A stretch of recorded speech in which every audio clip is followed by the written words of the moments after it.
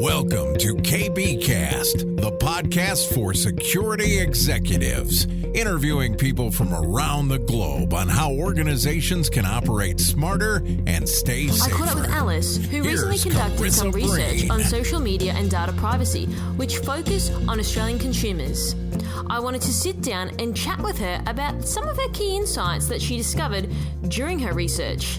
We talked about the psychology around why people predominantly under 35 are sharing a lot of their information on social media, but also some of the ramifications around doing so. I wanted to position this conversation from a security perspective and understand at a fundamental level where we can improve as an industry. If you're keen to find out a little bit more about some of the findings, then please keep on listening.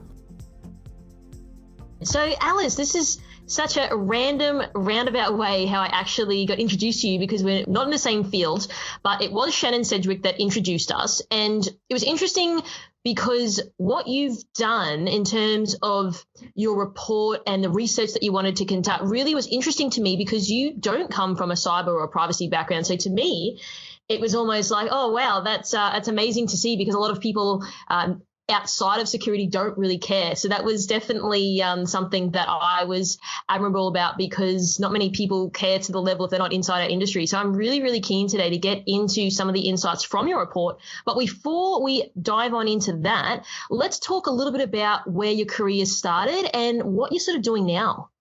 Yeah.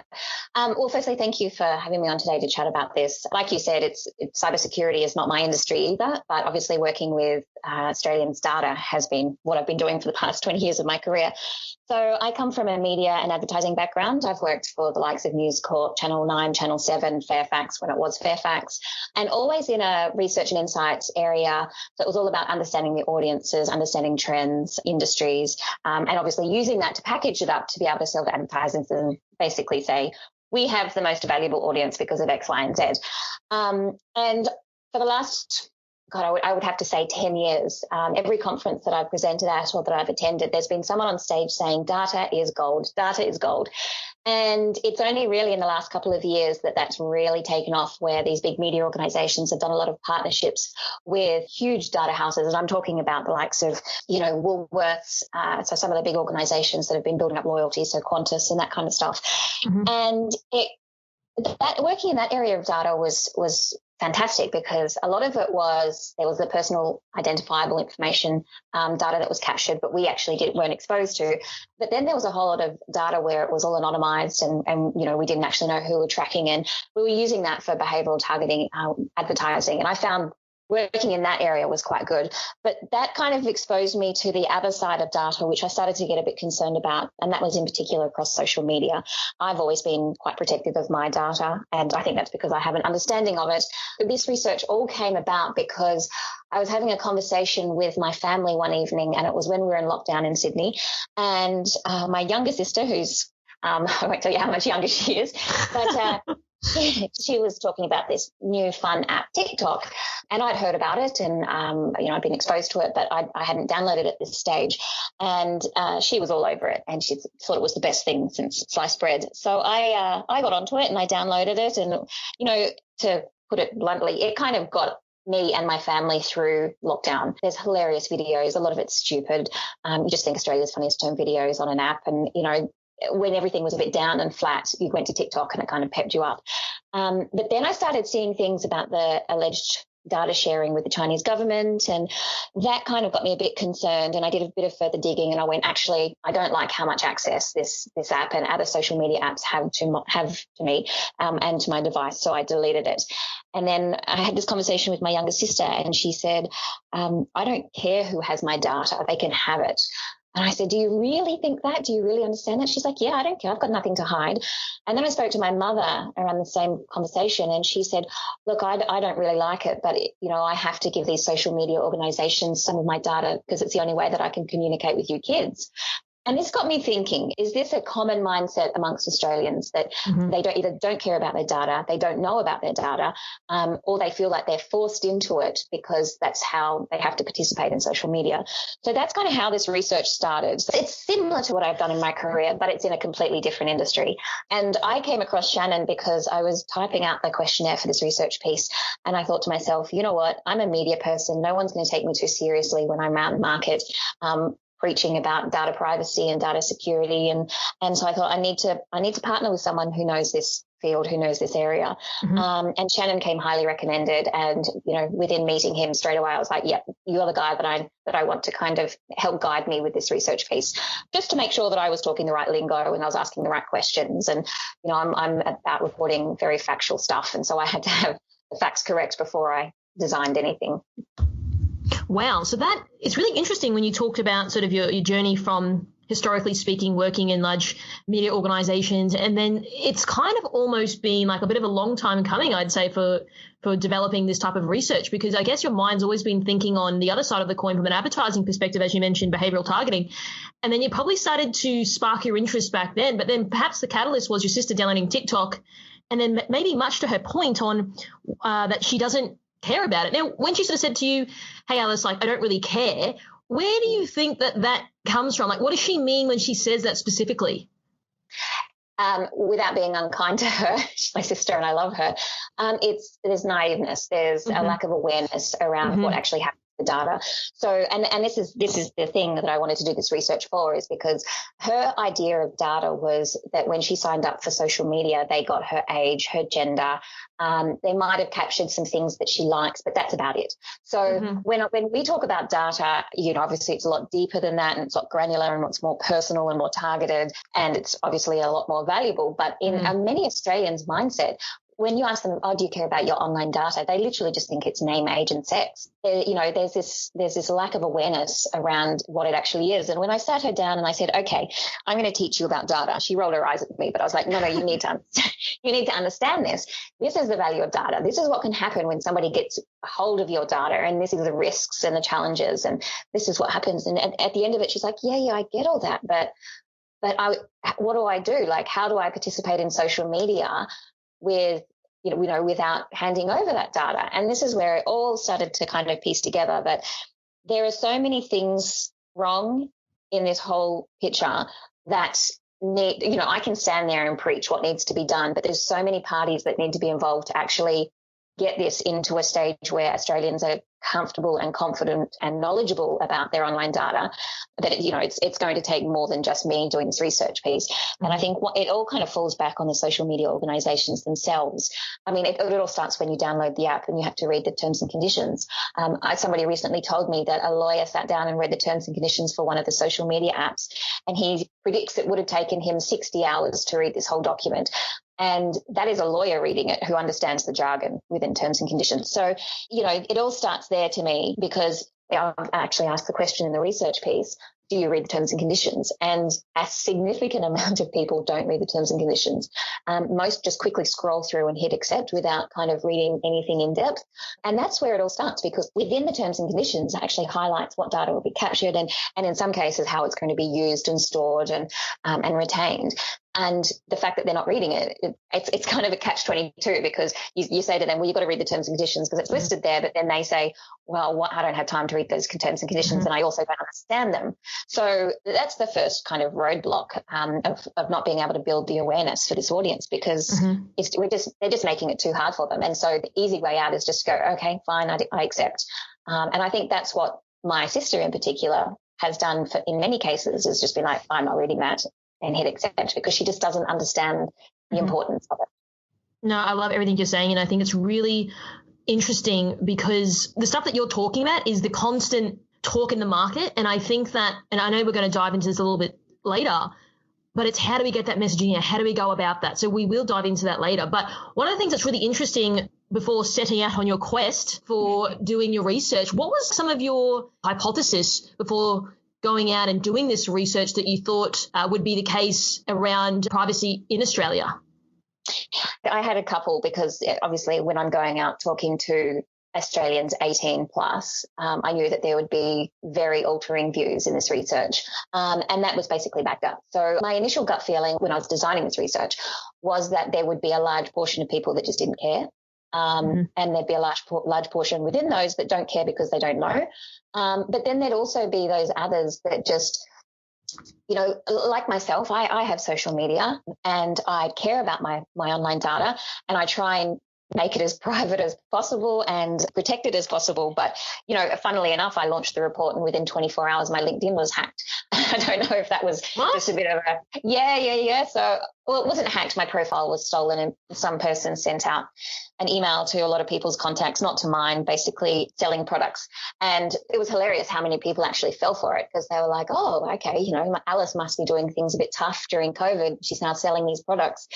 Oh my gosh. There were typos. I got sent the email. There were typos all the way through it. And I was like, come on, guys, I can spell. And I like to think I'm a little bit professional, that I'd actually hit spell check before sending something out. But that was quite coincidental. And I don't know if that was kind of off the back of the report being released or whatever it was. But I like to protect my data and my profiles. You know, my Facebook and Instagram are very private, and you can't really see much unless you're, you know, family or close friend.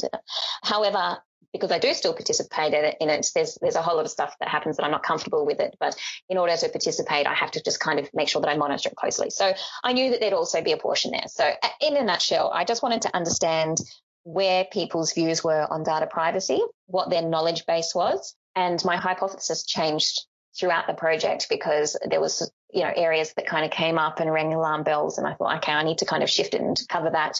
And obviously after speaking to Shannon, I wanted to incorporate some of his views into it. So in a nutshell, it was just to get an awareness level of whether they read terms and conditions, whether they actually care about their data privacy or their online data. And I kind of thought to myself that basically they care, but not enough to do anything about it. So when you say knowledge base, what do you think that looks like as an average Australian person? And I'm trying to look at it, and my mind's just thinking here that I'm trying to look at it outside of a security point of view, because I'm a security practitioner, and everyone, or not everyone, but a lot of people I speak to are in this space. I'm trying to get myself out of my own shoes to be like, how do people perceive this? Yeah. So the best way, I'm like you in that because I work in data, I have a strong understanding of it. But the best thing that I do for me and my work is I speak to a lot of people who aren't involved in this area. And every time I build research, I always kind of take in the discussions that I've had with outside people. And I know that I'm using my poor sister again, but, you know, she doesn't work in media. She doesn't work in data. And she is of a different generation to me. So she's someone that I tap into quite a lot. But her mindset was the first I heard, where she's like, we don't care about our online data, and, you know, it's just social media, and what are they going to do? And I've got nothing to hide, and they can have it. And Alice, you're being paranoid. And so I just literally took what she said and asked a whole lot of people that I know that work outside this area, and they all said the same thing. They're like, yeah, we don't care. And so I started digging a little bit deeper with these people. And as soon as I asked questions, they were like, oh, yeah, I didn't know that happened. Oh, yeah, that's true. I don't know how I was served that ad because I've never searched for this product or whatever it is. And so I left that with this strong feeling that, yeah, there's a lack of awareness. And that is the core issue. The lack of awareness brings a naiveness to the Australian population when it comes to their online data. And then there's that poor segment, which, you know, I don't want to sound patronizing. You think about my parents are in their 70s. Well, mum would shoot me because she is not quite 70, but it's that demographic that are like, in order for us to communicate with our kids who are only communicating via social media platforms now, we have to be a part of social media. So mum has gone into it in an uncomfortable state because she's like, I feel like I need to be on this platform just to communicate with my family. But she doesn't like it. But she's also very vulnerable to the links within the news feed of, you know, what do you look like when you're 21? Or, you know, how would you look with brown hair, or whatever it is, those silly little applications that pop up in social media. She's also quite vulnerable to that. She's also quite vulnerable to fake news, which is opening up a whole different conversation. But, you know, it's that lack of awareness that's replicated across every single age group, 18 plus. There's a common thing that we talk about in the industry. It's trading privacy for convenience. Would you say that that's a fair assumption across the research that you've conducted? Yes, definitely. There's that, but then there's also, and it's particularly for the under 35s, there's just a lack of care. So it's not so much convenience, as there's still a lack of care. Even when you talk about potentially having your private data hacked or your personal data being used to influence or sway opinions or being sold to a third-party organisation, the under 35s just don't care. Even if you paint the whole picture of what could happen with their personal data, it's like, oh, I'll deal with it if it happens. But there's also an element of it won't happen to me. Because they go, well, no, I've got a tight password. But if I ask them, do you have multi-factor authentication? They're like, well, no, I don't have that. But, I change my password a lot. So it's like a sense of arrogance, for want of a better word, for under 35s. But it's just, as I said, just a lack of care. They just don't care. One thing that's interesting about that, so I'm under the 35 category, but obviously I'm an anomaly because I'm in this space. But even speaking to my friends outside of security, they're like, KB, I only ever cared about this stuff because of you. I didn't know about it. And now I can go and ask you point blank, hey, what is the COVID app and the TikTok app? Like, what does all this mean for me specifically as a consumer?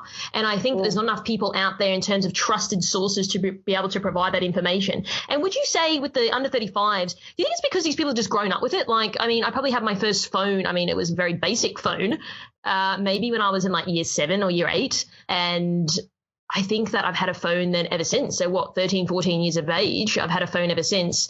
And I think it just becomes so ubiquitous then that could you imagine people living without a phone now, like being in that era where phones weren't a thing, like that you were strapped to 24/7, like you'd have to go home and say, oh, yeah, I'll call you at 7:30 on your house phone. Like people don't have house phones anymore. That's exactly it. They've grown up with it. And in growing up with it, they should have more of an awareness around how it actually is used and what kind of data is involved. But I also think they're of a generation where it's all about following the trends and it's all about having the latest and the greatest. And without going into another area, it's also about look at me. No disrespect, but there's a lot of people under 35 that are in the very much look at me platform. So within the research, I actually broke out, and with social media, I had 2 audience segments. One were publishers and one were wallflowers. So this was designed purely off the amount of activity that they do on social media. The publishers, a lot of them had public Instagram profiles. They were oversharers. They were posting videos, text, pictures, and multiple times a day. And a lot of them that audience kind of go, well, I want to kind of show the world my life. And then you've got the wallflowers who, there's actually a significant amount of wallflowers who are 35 to 54, but majority of them were 55 plus. So I think it's a couple of different things. I think that, that generation is all about, like I said before, look at me. They've also grown up with this technology. So they have a level of biased awareness because they can't live without these platforms and they've grown up with them. So it's to them a part of their life. But there's still not a full awareness. And then there's the skeptics, which are the older ones that like myself, which kind of look at it and go, oh, yeah. And, I know I work in the industry, so I interrogate it a whole lot more. This all kind of came about when the TikTok app and the Chinese government partnership was being discussed at many, I was going to say dinner parties, but, video dinner parties. And there was this real concern. And a couple of people actually asked me, is this whole thing with the Chinese government true? And I was like, look, I actually don't know what to believe, and no evidence, hard evidence that's come out saying this has actually happened. But my thing to every person when they download an app and it asks for access to their microphone, their camera, their media files, their contacts, is ask the question why. Why do they need access to this? And so that's been part of the learning piece with rolling this research out as well. One of the things I'm curious about when you said some of the oversharers, can you give some examples of what that looked like? How deep and granular are we going when you talk about oversharers? Look, it's things like posting pictures of their passport on Instagram. Wow, okay, that's full on. With all the details, or even why a boarding though? pass. What was their because if they're flying business class, they need to so this is getting into the psychology area of social media, and it's something that absolutely fascinates me. The whole psychology side of social media is actually really, really dangerous. It's all about showing people that you have this incredible life, when in actual fact, behind the scenes, it probably doesn't replicate what the life is showing. And so people want to be kind of envied, and that's where social media really kind of feeds into that. And the best way to do that is to highlight, I'm flying business class I probably shouldn't use this example because it's really cruel given the whole lockdown, but I'm flying business class to London, and that will just pump up the likes, which will make the person feel good about themselves. And so they just keep oversharing. And it's self-fulfilling prophecy then, really, isn't it? Yeah, exactly. And it's even, people taking a picture out the front of the house that they've just sold with a big sold sign. The address is actually listed on the sold sign. And so that's basically giving away your address to not just to your followers, but if you've got a public profile, to anyone and everyone. So when I talk about oversharing, I talk about that kind of stuff. They're basically just handing not only their personal data to the social media platform, but anyone and everyone to say, hey, I live a very affluent lifestyle, which might or might not be the case, and this is where I live. So, they may as well just say, come rob me. Oh my gosh, that definitely is another conversation which I can touch on very deeply. But one of the things I'd really love to dig into now is one of the insights that I read within your report, which was over 70% of Australians are concerned about data privacy, yet less than one quarter use a password and multi-factor authentication as security for their social media. So talk to me about this. Now, as I said, I'm coming from a security practitioner point of view and now sort of working in more this awareness space. When I read this statistic, I read this as if we've failed as an industry in providing guidance around how to do this. I'm really keen for you to talk more intelligently on this. This also comes back to the psychology of designing research, because obviously you want to ask the questions to get the real answers and not prompted answers or not the fake answers. And so one of the questions I asked was, do you care about your online data privacy? And, quite a lot of people were like, yeah, I do. And they're like, do you understand what social media organizations get access to when you sign up for the app? And they're like, yep, totally across it. However, when you then swing the questions around and you say, okay, well, do you know this or do you sign up for this? That is when the true knowledge starts to come out because, when I asked, do you care about your online privacy? A lot of people said yes. When you said, okay, so what is your security? Like, how often do you change your password? Do you have multi-factor authentication? And a lot of them didn't. So it's like they care about it, but they're not doing anything about it. And again, I'm guessing it just comes down to a lack of awareness. So the problem is a lot of people sign into social media. And, I used to be like this before I became a lot more aware, but I'd sign on to Facebook on the app on my phone, and then that was it. I didn't sign in again. I just access it. And, it wouldn't be until I got an email from somebody saying, I just got this message off you that's trying to, push me somewhere. And I think, okay, so I've been hacked. So I would go and change my password and see that my password hadn't been changed for 2 years. And it's that kind of thing. It's not really front and center that they need to protect and look after and monitor their privacy. And I think that's probably where the strongest issue is with social media organizations is I don't feel that they're doing enough to protect their users' data. I need to flag I'm not against social media, but I think social media organizations have a lot to answer for. And I think that they're very responsible for Australian social media data. And they're the ones that should be saying, we want to work with you and we want to keep your data safe. And this is what we think that you should be doing. So I think all falls back onto them to be able to keep that data safe because they're the ones that are basically controlling it. They're not going to tell you exactly what they're doing with it, but they at least should give the access to the consumers to be able to say, okay, this is what I'm going to be doing. Yeah, that's really interesting. When you spoke about they should know what the terms are, one of the things as part of the terms with a lot of these social media platforms are that you agree that we can change the terms whenever we want. So if you're engaging with a statement of work for a company and you change the terms, you obviously have to re-agree to it. But part of the terms in social media are we can change the terms whenever we want, however we want, and you've now just given us access to do that. So that's something that is, of course, alarming. But the other thing that's interesting about that point is I've asked people on this podcast actually around the globe, would you say that social media companies or any sort of company that is collecting large amounts of data are writing terms in a way that are convoluted, discombobulated with the intent that people go, oh, it's all too much, I don't get it, that's all too long, like you said, 60 hours, and then just clicking accept to sort of circumvent people perhaps asking questions? And they said, you're absolutely right. And I said, well, do you think that'll ever change? And they said, well, probably not, only because that if they start to make it more obvious in what they're doing, they're probably going to lose business from it. So unless it's heavily regulated, which is hard to do because it's on the internet in terms of like jurisdiction, how do you audit that? And I think that until that probably changes, it's going to be really, really hard to get the power back because a lot of people have already lost it. Yeah, I completely agree. And the thing is, I know that there has to be really tight legal documents in place for users to sign. And I know that there's a lot that has to be covered. And I know that there's all this liability that kind of falls back on the social media and they have to cover their ass. And I get all that.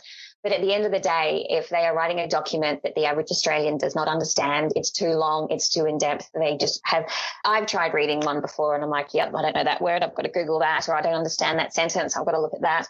And if it just becomes too hard, they're not going to go, oh, well, I'm just not going to download this app. They're going to go, no, I really want to access this app. And so they downloaded it and they just forfeit any kind of knowledge that they might have about the partnership that they've gone into. And, I think that's one of the really dangerous things. They're going into it quite blindly and they're handing over truckloads of personal data and not really understanding the overall impact that is having, and also the gold and the value of this data. And I use the example in the report that I think it was 1 in 10 Australians have been hacked or had their social media hacked in the last 2 years.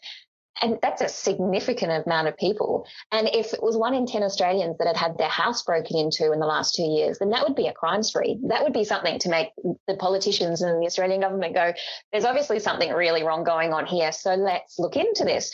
Whereas this just seems to be like accepted. It seems like, okay, yeah, there's been another data breach at this organisation, there's been this. And I just don't think that organisations are being held to account to holding on to this incredible data and protecting it, without going into Cambridge Analytica too much because I go into it in the report.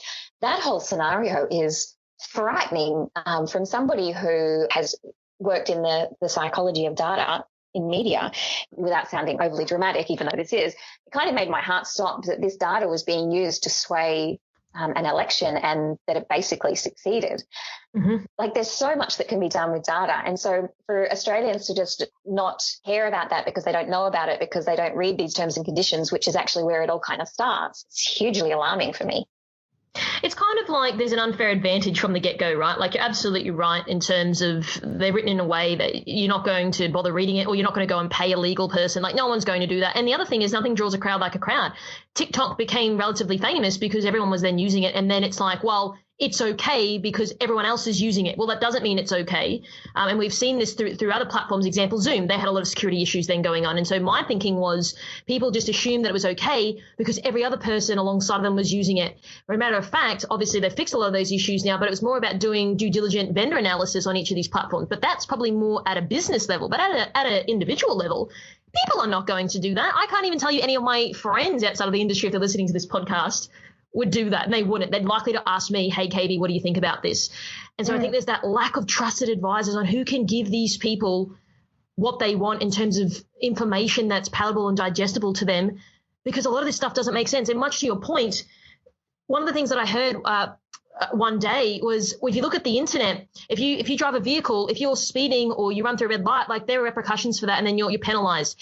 On the internet, there's no rules, and it just has evolved and grown so quickly beyond belief of other people that how do we sort of try to control that? And from a security point of view, it's getting worse because a lot of companies are operating on the internet, and if you're not, then you probably should be, because that's the way our economy is moving. And I think that because there's no rules written, it's then really, really hard to control that narrative. Yeah. And I also think because consumers are constantly rescued from situations, that it's not damaging enough to shake them to want to change their behavior. And an example I use is, when I was talking to my sister about, what if your credit card details were taken? She's like, well, the bank gives you the money back. You prove it's not you and they give the money back. And I'm like, yeah, but they've now got all your personal. And she's like, I don't care. The bank will give your money back. They'll pay you back. And so it's because she knows that there's like this support system that will back her up and she won't be out of pocket and all of this kind of stuff. If that happens, then I know that there'll be someone there to kind of catch my fall. And that is also part of the issue, because I think that if that wasn't the case and that banks were like, no, if you don't have tight security policies in place for your social media accounts, then we're not going to give you the money, then maybe that would change people's behavior. That's never going to happen. But I just feel that, people aren't taking responsibility for their own data because they know that in the end, there's going to be something that comes along that will pick them back up. No, you're absolutely right. So it's probably more about the onus is back on the consumer. I actually got asked this in a conference, probably 3 or 4 years ago, because I've obviously worked in a bank myself. They said, do you think that'll sort of change? And I said, look, I don't know, but I can guarantee you that if people knew that they weren't going to get their money back, I'm assuming that their responsibility and accountability would change, because no one wants to just forfeit $5,000 with no sort of bank backing them up by that point, because then the onus is back on the banks to be able to say, oh, okay, all these people got their cards skimmed and we lost all this money. And I know this because I used to actually report on those numbers for the bank every month, and it's quite substantial. And so that's interesting that you say that, because I think people's mindset would change. Well, I've got to do something because I don't want to lose money because I've been willy-nilly about my credit card, and all of a sudden I have all this money siphoned out of my account. It does happen. And I think perhaps because there's always that sort of get out of free jail card always there, it probably lessens people's reaction to if they do get hacked or breached or skimmed, that they don't really care because it's not on them and it's not coming out of their bottom line. Yeah. And to use the example that I used before, if somebody breaks into your house and steals something, then the first thing you do is make the house more secure. Find where they came in and make that more secure. So why that doesn't happen online, I think it's because there's somebody standing ready and waiting and going, this was stolen from you, so here, we've given you another one. That is an issue.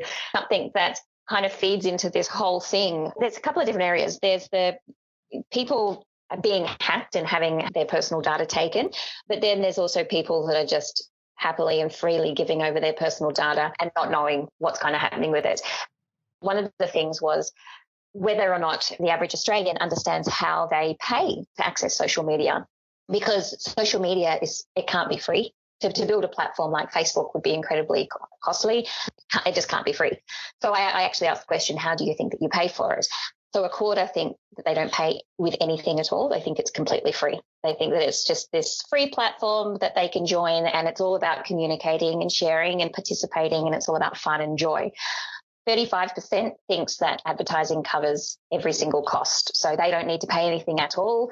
It's purely paid for by advertising. Having worked in media, there's a reason why there's so many media organizations that are now going to a subscription model, because advertising does not pay or keep a business running. Really alarming at the lack of awareness about what is actually being paid for. So it was only 17% that said that they give up personal information to pay for it.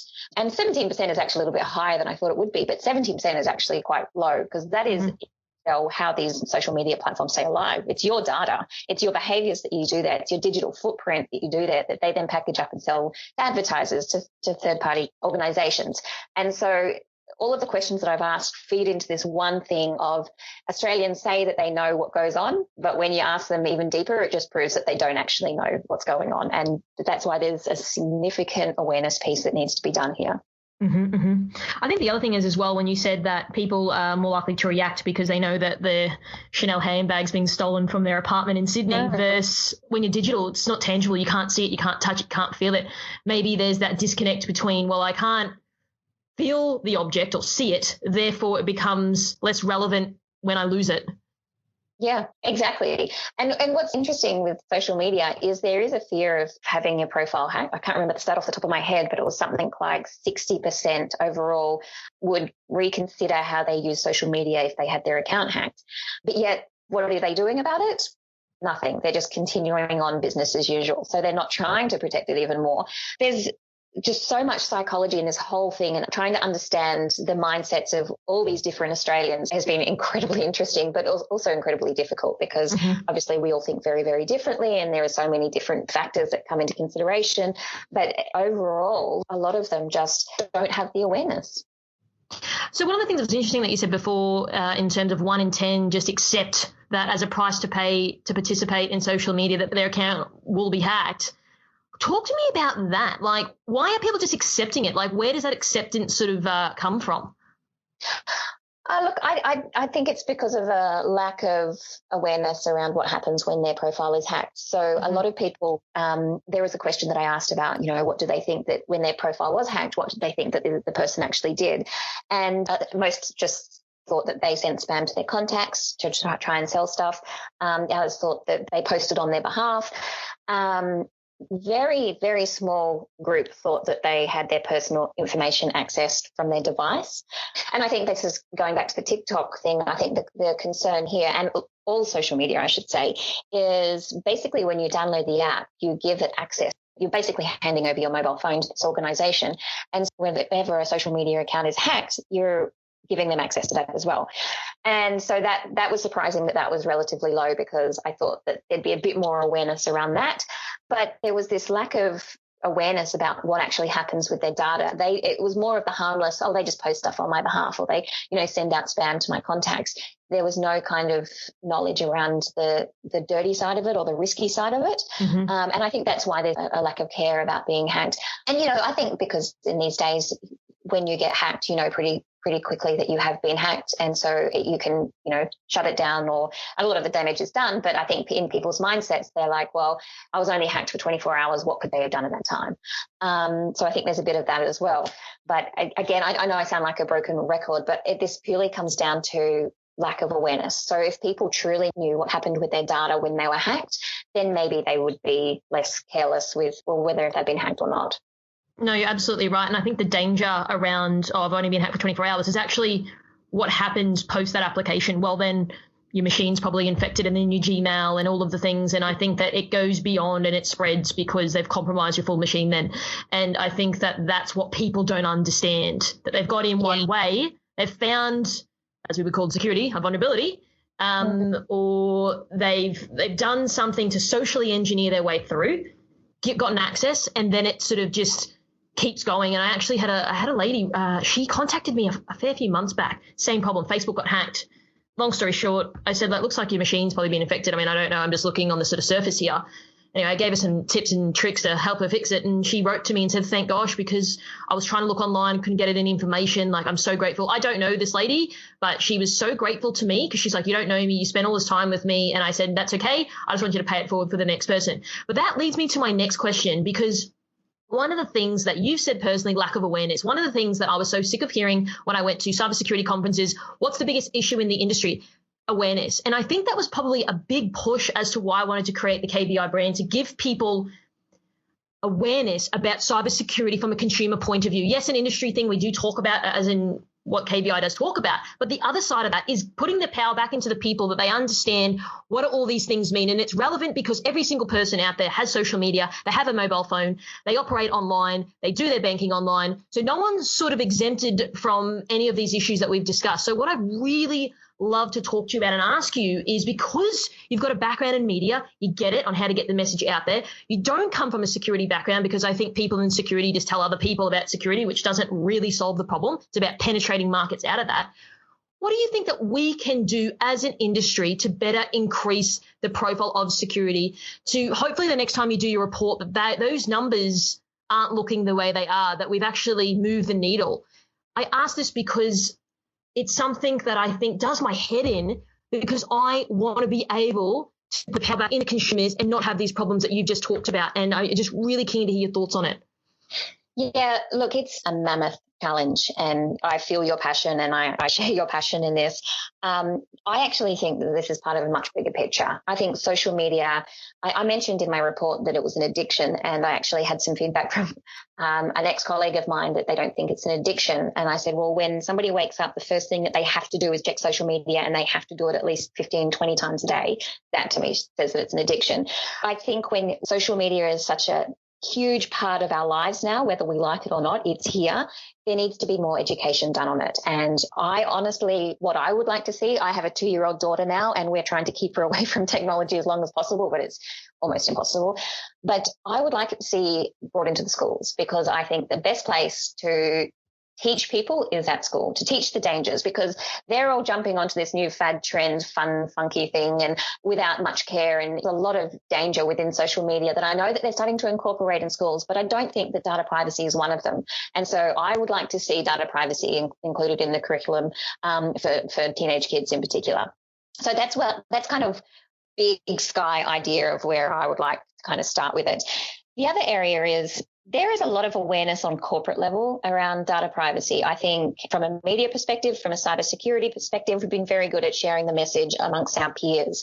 But this hasn't infiltrated general Australia. This hasn't kind of reached, to Dubbo in New South Wales. Mums and dads type of. Yeah. To Jenny Donaldson on Norfolk Island, who's my mother. It hasn't reached these areas. And I think that is the challenge, and how you actually do that. That, again, it's big sky, but I think this is where the social media organizations, in particular with social media, obviously, they need to kind of work with these people and say, we want to help you protect your data, and this is what we'll do. And I know that it's ironic that the social media organization says that, because they're the ones that are siphoning a lot of the data, but just helping them protect their data. Part of doing, this research piece was because I wanted to get the awareness out that there is a lack of knowledge. And so one of the things that I'm trying to do is to get into mainstream media to talk about this, to kind of raise awareness. So I think that one of the strongest messages that you can do when you take something to market is make it human, is make it real so that people can actually relate to it. So, I've worked in data for a long time, and one of the best bits of feedback that I ever got in my career was that people loved seeing me present at conferences because I humanized the data. I gave real life examples and people could relate to it. Whereas there's a lot of data scientists that will stand on a stage and just talk about data as if they're talking to a room of data professionals. That's not the way to do it. So take it down a notch, try and get into the mindset of the average Australian, and then just try and get message out. And whether it's using real life examples, whether it's using research like, it's going to sound like a plug, but whether it's using research like the social media data privacy report that I've done, it need to have these conversations. But in order to do that, some organizations and some media organizations need to take this seriously. And funnily enough, I've had a conversation with a couple of mainstream media organizations about this report, and it keeps getting bumped because they're like, look, it's an issue, but it's not a major issue. And obviously there's major things going on in the globe, and I'm not saying that my report is more important than that. But if this isn't given the time to increase the awareness, then it's just going to be a continually growing problem. It's surprising because media loves covering the likes of big data breaches or the likes of the TikTok Chinese government partnership, alleged, I should say. They love running with those stories. But when you kind of go into okay, so what can Australians do about it? That's when they seem to back away. And so I wish I had, this is what you should do. But from my perspective, it comes from, all right, let's look at the next generation coming through. Let's educate them. I think that's probably the best place to start. And with wider Australia, I think it's just going to be slowly, unless you get the big media organisations on side, which are also data warehouses themselves. It's going to be quite a challenge. No, you're absolutely right. And I love everything that you say. And I think these sort of ideas are kicking around in the industry. And one thing that you mentioned, data scientist guy standing up there, probably not being human. And that's probably the biggest challenge that I see in speaking to people in this industry is you've got to speak to people like they're humans. And the disconnect is, if you look at a traditional computer science student, structural theory wasn't sort of at the front of mind when we thought about IT. It just operated as an independent silo then. Whereas now it's actually needs to integrate with the business. And so what's happened full circle now is we're trying to retrofit, well, how do we speak to other people in the business because we've never really done that before? And there's this disconnect. So when you said before people standing on stage, there's people in our industry as well from a security point of view that had that same problem of disconnecting with their audience because they don't actually really understand humans at a fundamental level, what makes them tick and what makes them understand why security is important. That's something as a challenge that we are trying to change. And I think people like Shannon of the world has that mindset, but I think it's going to take time for that maturity in this industry to really evolve. But the last question I'd like to ask you is, would you say after all the conversations that you've had, the research that you've done, that it's a fair assumption that people in Australia just don't really care about their privacy? Yeah, unfortunately, I do agree with that statement. That alters by age group, if I can just chuck a little caveat out there. But majority don't, but they only don't because they don't know. And I know that probably makes no sense whatsoever. But Australians think they know, but they don't actually know about data privacy. And that is the biggest concern. There's this fake confidence, if you want to describe it that way. They are confident that they know, but then when you drill them on it, they don't know. And that is the biggest problem. No, you're absolutely right. And that really concerns me. So I've absolutely loved a chat today, definitely going on tangents, which is the best. So Sorry about that. No, I love that. It's human, it's conversational, it's organic, it's not forced. So in light of the report, if people were to go check it out, how can they go about doing that? Yeah, so head to my website, which is www.almeidainsights.com.au, and it's in the report section. It is a free report. I was told I should have had a charge on it, but going back to this awareness piece, I want this report to get out to the everyday Australians, so they're not going to buy this report. So it's free, so please go on, have a read. I'd love your feedback. Please share it, please like it, get it out there so that more people can be talking about this. No, absolutely. And we will be propagating it through our channels as well, because I think this is really, really pertinent for industry-related professionals to understand what's really going out there at the front line of consumers. And if people wanted to connect with you, what would be the best way, securely, safely, to do that? Ironically, on social media. No, so the best ways to reach out is on LinkedIn. I think that's probably the best place to start. But again, if anyone wants to email me directly, then my email is alice@almeidainsights.com.au if you have any specific questions, because the report is fantastic, but it's not every single question that I did in the research, and it's not every single answer. So if you would like to see more, I'm happy to share the whole deck. Well, Alice, I've absolutely adored our chat today. You're amazing. I love what you stand for, and I really, really hope that us combined with some others out there can really get that report in front of the right people. So I really, really appreciate your time. Thanks very much. Thank you very much. I really appreciate being asked to come on. It was fantastic. And, we have obviously a shared passion here, so I would love to being a part of it. Thanks for tuning in. As always, we hope you got some new ideas or ways of thinking from this episode. And remember, you can always reach out to our guests if you do have more questions. Don't forget to subscribe to this podcast, and we always love to hear your feedback. So leave a review on iTunes and we might just give you a shout out on a future episode. You can find me on LinkedIn as well as on @IamCarissaBreen on Twitter and Instagram. And if you'd like to know more about how we help tech companies, check out carissabreenindustries.com. Until next time, stay safer.